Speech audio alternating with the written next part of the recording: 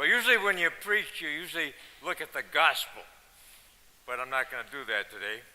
I'm not into demons. And so I'd rather deal with something more practical out of Paul's letter to the church at Corinth.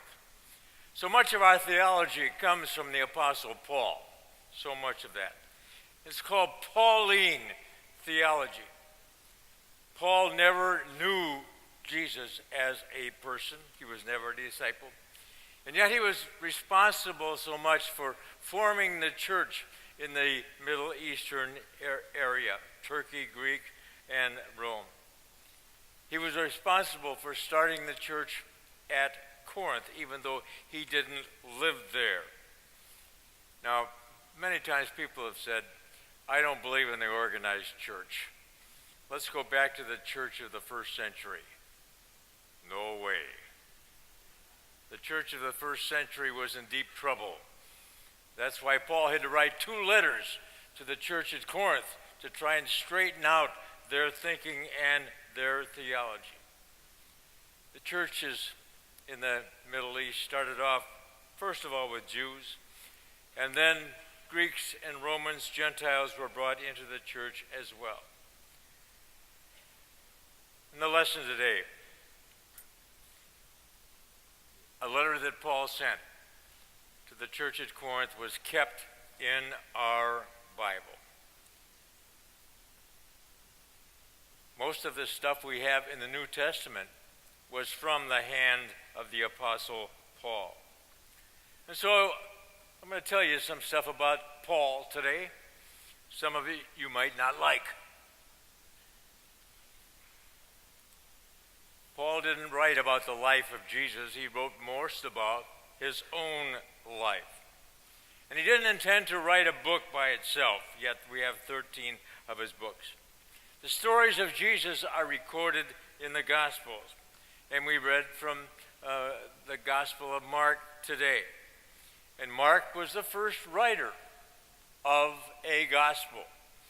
And everything in Matthew and Luke is included in Mark, even though Matthew and Luke included some other stuff, like the birth accounts of Jesus, neither one of which is the same.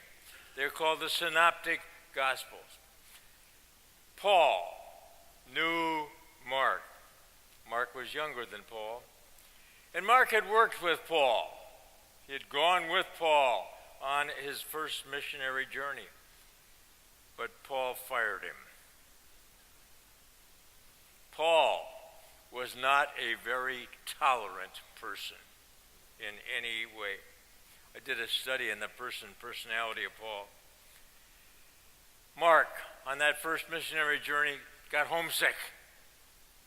And so when he was over in the Middle East, he wanted to go back to Jerusalem, and he did. And Paul continued his trip. But then he came back to Jerusalem because Jerusalem was the center, the headquarters of the Christian church. When Paul came back there, he got prepared to go on another missionary journey. And Mark was ready to go with him again. But like I said, Paul fired him.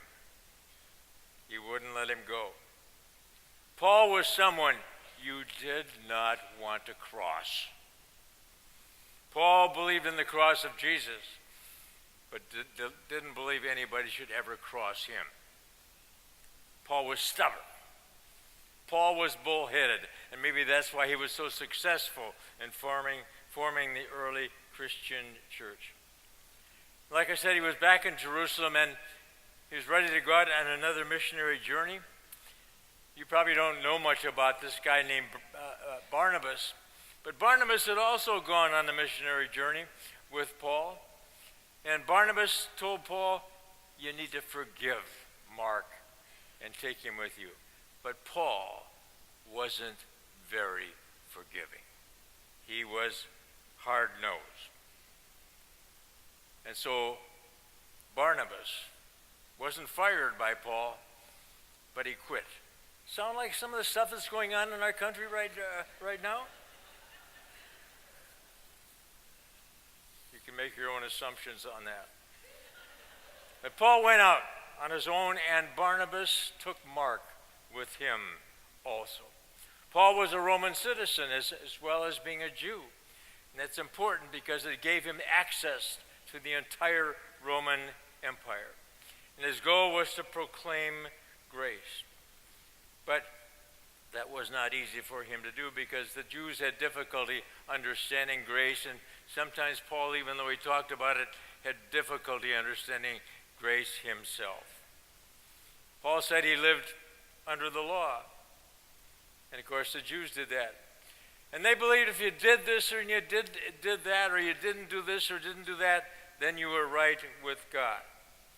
Some Christians still think that way, having trouble understanding what grace is all about. But Paul preached to both the Jews and the Gentiles, and he was excited about the gospel.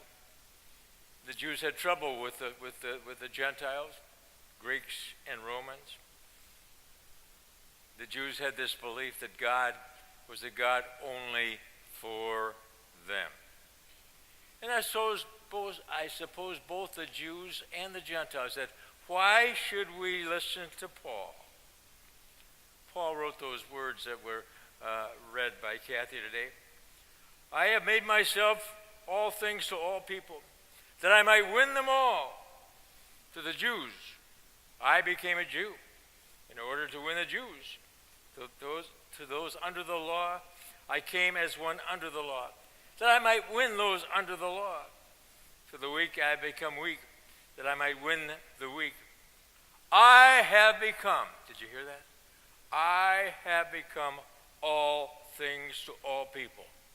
All things to all people. That's the title of my sermon, with 2 question marks after that. Big question marks. Paul, the great leader of the formation of the church. But I don't think we should try to follow all of Paul's footsteps. Not try to be like Paul in all things. All things to all people. What a great way to get ulcers.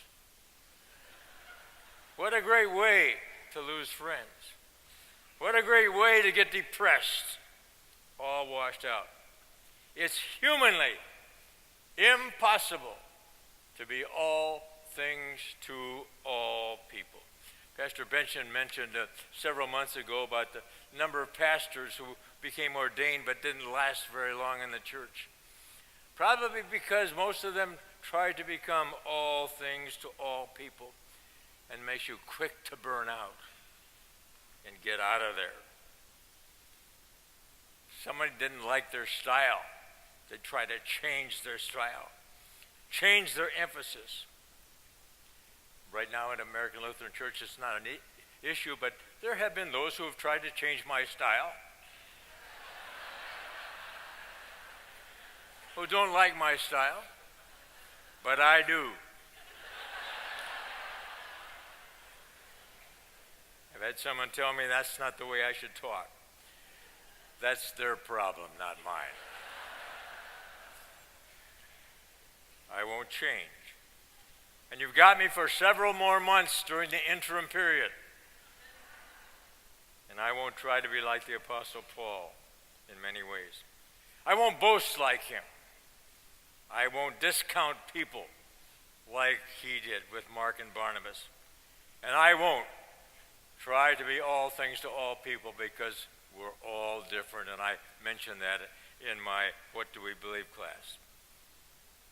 To try to be all things to all people means simply you're phony. You're phony, not yourself. If people can't accept you for who you are, then that's their problem too. So, my message to you today is be someone.